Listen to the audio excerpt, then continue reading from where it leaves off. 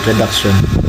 Ship damage from collision, grounding, or flooding can affect the vessel's stability and safety.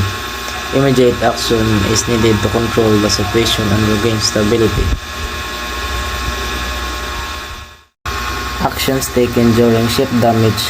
The crew must raise the alarm, inform the master, and identify the damage area. Watertight doors and openings should be closed to prevent further flooding.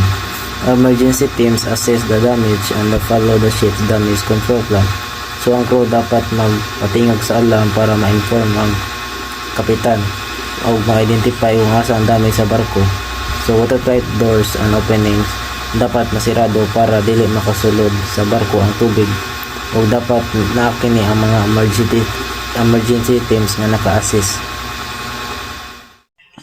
Actions to regain stability. Stability may be restored by counter-flooding to reduce least, transferring ballast or cargo, pumping out flooded compartments, reducing free surface effect, adjusting course and speed.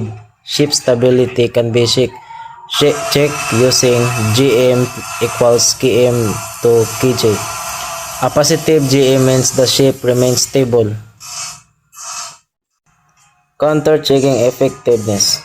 The crew must monitor heel angle, draft, trim, and flooding levels. Stability calculations and tank soundings are used to confirm if the corrective actions are effective. So ang crew dapat mag-monitor sa angle sa barko, iyang draft o trim, o iyang mga flooding levels. O dapat ang balanse sa barko kay ma-calculate daad para ma-prevent ang mga damage area.